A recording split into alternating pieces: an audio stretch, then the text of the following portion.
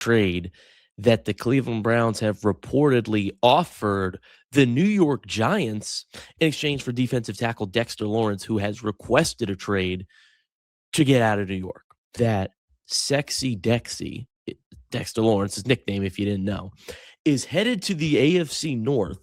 And then he said he's had two people tell him the Browns are looking to finalize a trade for Lawrence, and now we wait and see. He then posted a screenshot of a Twitter DM text interaction with somebody he said he really trusts in Cleveland. And he said pick 39 was in the deal. The Cleveland Browns just got dragged into a potential blockbuster trade that could flip the entire AFC North on its head.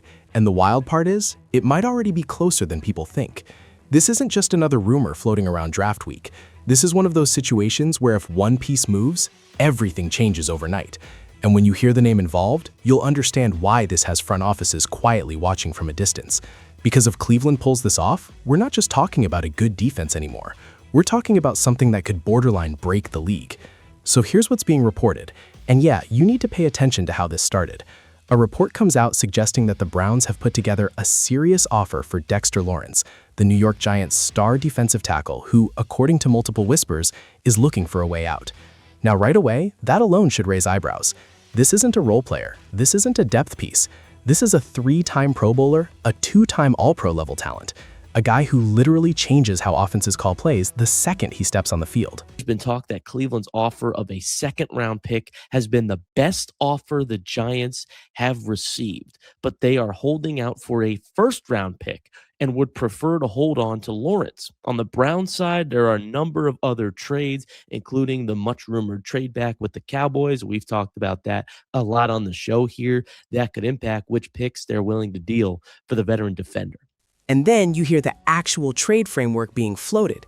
Cleveland reportedly putting up their second-round pick, pick 39, as the centerpiece. And that's where things get interesting real fast. Because the Giants, they're not impressed. They're holding out for a first-round pick. And now suddenly, this isn't just a conversation. It's a standoff. Cleveland testing the waters, New York setting the price, and the rest of the league sitting back wondering who blinks first. Here's the part nobody is talking about. This whole situation is layered with history that makes it even crazier. The Giants originally drafted Dexter Lawrence using a first-round pick they got from the Browns in the Odell Beckham Jr. trade. Think about that for a second. Cleveland might have to pay again to bring back the player that came from the pick they once gave away. That's not just ironic. That's the kind of full-circle moment that front offices lose sleep over. Across the league, folks. It turns out the rumor is, the report is, the Browns are offering pick 39, their second-round pick for Dexter Lawrence. The Giants want at least a first. And so I imagine these negotiations are going to be centered around pick 24 instead, the later of the Browns' first-round picks. But let's slow this down and actually break it apart. Because on the surface, this deal looks simple. Browns want an elite defensive tackle. Giants want premium draft capital. Done, right? Not even close. Because what Cleveland is really debating right now is not just whether Dexter Lawrence is worth it, it's whether doubling down on defense is the right move at this stage. And that's where it gets dangerous. Because if you watched the Browns last season, you already know their defensive line wasn't just good, it was dominant. Myles Garrett was wrecking games, setting records, forcing offenses to completely change their game plans. The unit was ranked among the best in the league, and honestly, that wasn't even up for debate. So now the question becomes, what happens if you add someone like Dexter Lawrence into that mix? Picture this for a second. Myles Garrett on one edge, Dexter Lawrence collapsing the middle, guys like Malik Collins and young rotational pieces filling the gaps. That's not a defensive line. That's a nightmare. That's quarterbacks getting rid of the ball before they even finish their dropbacks. That's offensive coordinators abandoning game plans by halftime. That's chaos. The Cleveland Browns in the OBJ trade gave up a first-round pick the Giants used to draft Sexy Dexy. So it all comes full circle here. If Dexter Lawrence eventually goes back to the Browns, it's like we never gave up that first-round pick. But you do have to give up at least your second this year to make that deal happen. But this is where young teams usually make a mistake. They fall in love with stacking strength instead of fixing weakness. Because while the Browns' defense was elite, their offense, that's where things start to get shaky. Offensive line concerns, wide receiver questions, and the constant cloud hanging over the quarterback situation. So now you're talking about giving up premium draft capital for a position that's already your strongest unit. And Cleveland knows that. That's why the second-round pick makes sense for them. It's aggressive, but it's controlled. You're taking a swing without completely mortgaging your future. But the second you start talking about including a first-round pick, everything changes. Now you're not just adding a player, you're sacrificing your ability to fix the offense. It'd be pretty scary for opposing quarterbacks to have to see Myles Garrett, Mason Graham, Dexter Lawrence, Malik Collins, and Alex Wright, who the Browns extended. Here's where the numbers start telling the real story. When Dexter Lawrence was on the field for the Giants, their defense looked like a completely different unit. Without him, they were near the bottom of the league in yards allowed per attempt. With him, they jumped significantly, becoming a much more respectable defense. That's not coincidence. That's impact. That's what elite interior defenders do. They don't just make plays, they make everyone else better. And Cleveland has already seen what happens when that interior presence disappears. When Malik Collins went down last season, the Browns' run defense took a hit. It wasn't subtle either. Teams started finding success up the middle, controlling the tempo, exposing gaps that weren't there before. That's the exact kind of problem Dexter Lawrence solves immediately. But again, at what cost? You know, Dexter Lawrence is a guy that is very productive and would change the Browns defense. It would look pretty phenomenal.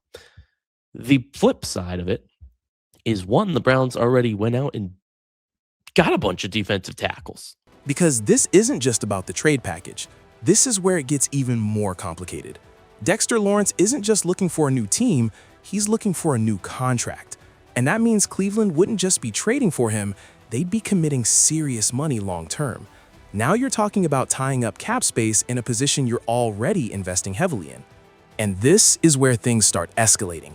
Because now it's not just about football, it's about philosophy. What kind of team are the Browns trying to build?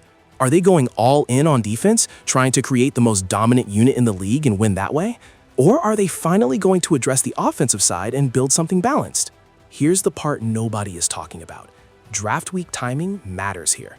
Cleveland has multiple picks, including first-round selections that could be used to address critical needs. Offensive tackle, wide receiver, skill positions that directly impact scoring. And if you move one of those picks for Dexter Lawrence, you're basically saying we're okay staying where we are offensively. That's a gamble, a big one. Because in today's NFL, defense alone doesn't win championships anymore. You need balance, you need scoring, you need playmakers who can close games. And if Cleveland sacrifices that opportunity, they better be absolutely sure that adding Lawrence pushes them over the top. Now, let's talk about the Giants side for a second, because they're not just sitting there waiting. They know exactly what they have. Elite defensive tackles don't grow on trees. That's why they're asking for a first-round pick. That's why they're willing to hold out. Because if they don't get the value they want, they're perfectly fine keeping him. And that creates pressure on Cleveland, because now it becomes a waiting game. Do you stick to your offer and hope the Giants cave, or do you raise the stakes and risk overpaying? And this is where front offices earn their reputation, because one wrong move here, and you could set your team back years.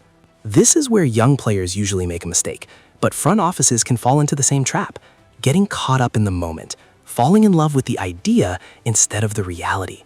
Because yes, adding Dexter Lawrence sounds incredible. It looks great on paper. It dominates headlines. But football games aren't played on paper. They're played with balance, with depth, with smart roster construction. And if Cleveland loses sight of that, this move could backfire fast. Now imagine the alternative. Browns keep their picks. They go into the draft and address the offensive line. They add a true wide receiver one. They build around their existing strengths instead of overloading them. That's a different kind of scary. That's a complete team. But that's not as flashy, right? And that's the tension right now. Flash versus function. Immediate impact versus long-term stability. Because make no mistake, this trade would shake the league. The moment it becomes official, every team in the AFC North is reevaluating their game plan. Every offensive coordinator is adjusting protections. Every quarterback is thinking twice before stepping into the pocket. That's the kind of ripple effect we're talking about. But at the same time, Cleveland has to ask itself one brutal question. Does this move actually make us better where it matters most? Because if the answer isn't a clear yes, then it's a risk. And now we're at that point where this could go either way. Negotiations could stall, Giants could hold firm, Browns could walk away, or Cleveland could decide to go all in and make the move that nobody saw coming. And if they do, this becomes one of the defining decisions of their entire season. So here's where I leave it, because this is not one of those situations where there's an obvious right answer. This is a debate, a real one. Would you trade for Dexter Lawrence if you're the Browns? Would you give up that second-round pick and take the gamble? Or would you hold on to your assets and build the offense instead? Because one path gives you a terrifying defense, the other gives you a complete team, and Cleveland can only choose one.